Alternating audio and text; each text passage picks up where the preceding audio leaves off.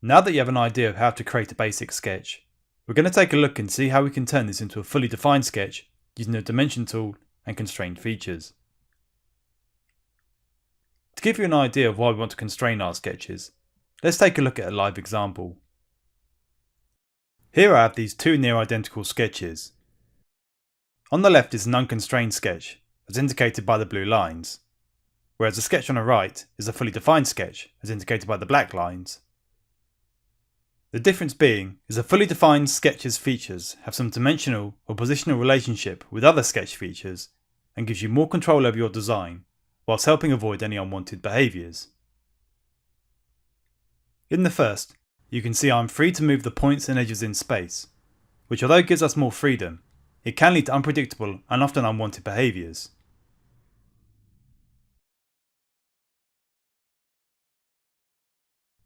If I attempt to move the same point and edge in the fully defined sketch, you will notice that I'm unable to do so. In this sketch, we have more control over our design, as we can establish how features are updated depending on their relationship with other features. And if I turn on the dimension and constraint visibility from the sketch palette, you can see what is driving this. For instance, if I edit this one fillet, then the remaining three also update to the same value, because of the equal dimensions I've placed on them. Similarly, this width updates with respect to the midpoint constraint I've placed on the sketch and our construction line, and so will not extend past this midpoint. The aim here is to turn this unconstrained sketch on the left into a fully constrained sketch on the right by utilising construction lines, constraints, and the Dimension tool, as it is considered best practice to fully constrain your sketch before proceeding to 3D modelling. With that in mind, let's first take a look at constraints and how you might apply them to our sketch. Constraints place a positional or relational commonality between points or objects. And depending on which constraint you select, you can limit the point or object's ability to move freely in space. In our sketch, turn on the dimension and constraints visibility from the sketch palette, and we can see we have some automatically applied constraints, including the tangent, vertical or horizontal, and equal constraints, whereas there are several more that can be potentially placed. In time, you will get more comfortable having these automatically placed where possible, although for now, I want to show you how you would apply these manually. Let's first delete the tangent, equal, and horizontal constraint at the bottom of our sketch, and then we'll reapply them. You can do this by left-clicking the constraint and pressing delete on your keyboard, or by right-clicking and selecting delete from the markup menu. Once these three constraints have been deleted, they now no longer exist, and we are free to move these particular sketch features in space. Now, the first thing I want to do is replicate the horizontal constraint on this line, as although on first glance it appears horizontal, it is always best to place the constraint to confirm. Go ahead and left click on the horizontal constraint from the toolbar, and select the line. The line is now locked into a horizontal position, and confirmed by the horizontal constraint symbol next to it. Now I want to create this tangent constraint between the same line and this arc. We could repeat the process from before, or another way is to select both sketch entities, right click to bring up the marking menu, and select the respective constraint from the list. Go ahead and place the tangent constraint, and you'll see it's been applied by the tangent symbol next to the arc.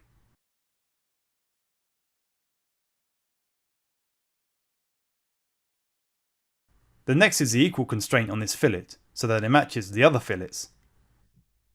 However, instead of using the equal constraint, I'm going to use the Dimension tool and reference another sketch dimension instead. You can access the Dimension tool by pressing D on your keyboard, from the marking menu, or from the toolbar. And with this tool, you can set linear or angular dimensions to any sketch feature. To place a dimension, simply left click on a feature, or two features, then left click again to place a dimension. You then have the option to enter a value of your choice before pressing enter to confirm.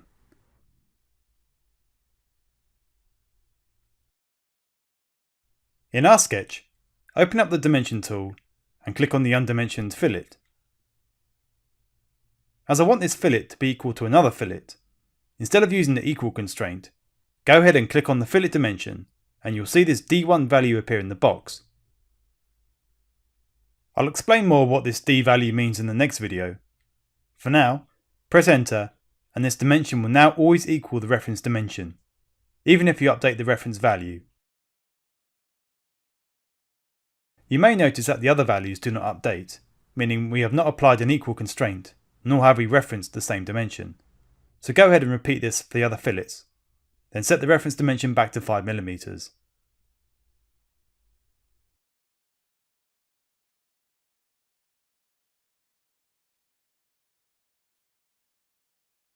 Now that you have an idea on how to dimension and constrain your sketch, let's look at finishing our camera so we can fully define it.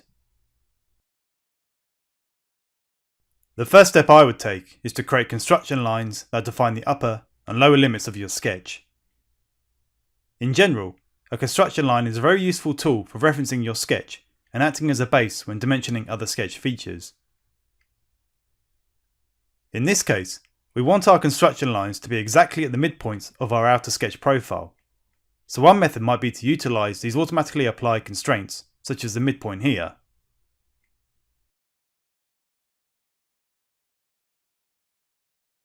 Instead, I'm going to show you a more in-depth method that helps understand the fundamentals of creating geometry and applying constraints manually.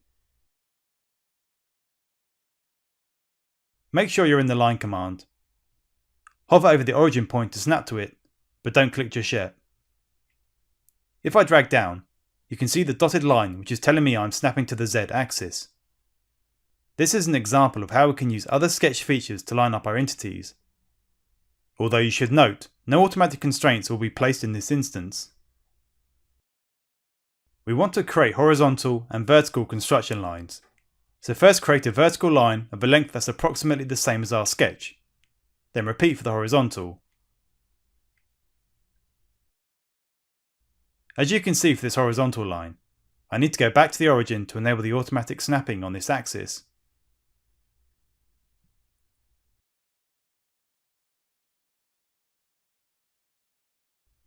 We have our lines in place, although now there are 4 separate profiles. If we were to extrude this, we would need to select all 4 profiles, which isn't necessarily a bad thing, it just means more work for you. By turning these into construction lines, they have no active involvement when we go to extrude, meaning we only have the one profile. To do this, select the line and either press X on your keyboard, or press a construction button in the sketch palette.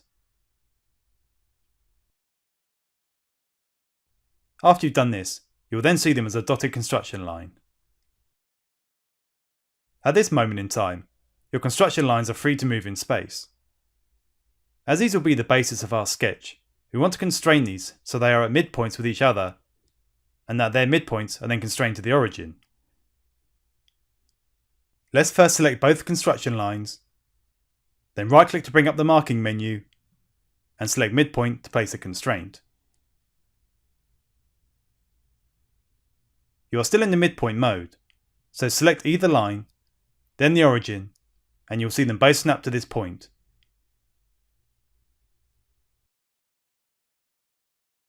Now we want to constrain our sketch so the perimeter edges are always in line with our construction lines. In this case, let's look at a coincident constraint as we want to constrain our endpoint to our line. Left click on the coincident constraint from the toolbar. Then select the endpoint and its corresponding line, and you will see it snap into position.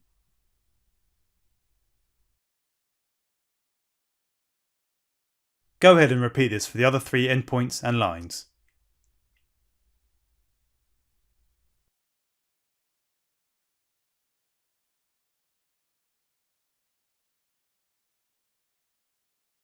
Now, with these constraints in place, we are still not fully defined.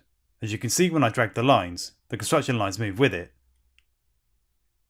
Also, notice here how the entities that represent the camera are not quite what we are expecting. This is an example of issues that can occur if you do not fully define your sketch. Let's drag this up for now just so it's easier to manage.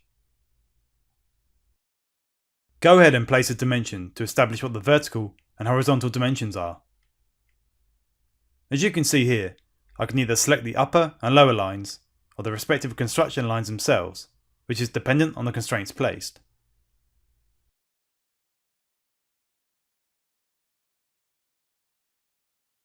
We just need to finish off our camera sketch to make sure everything is fully defined. As these are equal length, I'm first going to dimension one side, then use the equal constraint on the other, although you could use the dimension tip I showed you with the fillets.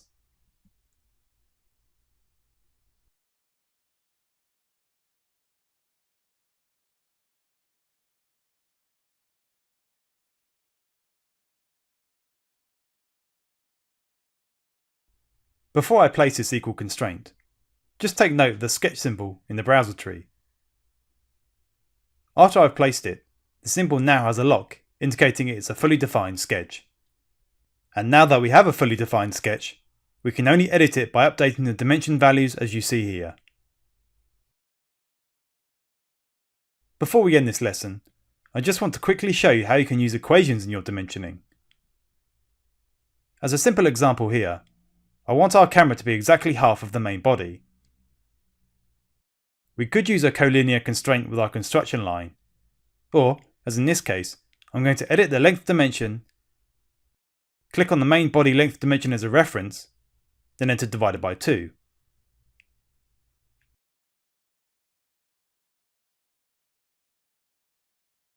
After pressing enter, you can now see the FX indicating it is referencing another dimension, and it is also exactly half of our main body length. If I update our main body length, the camera length also updates. That covers everything on the basics of constraints and dimensioning within Fusion 360.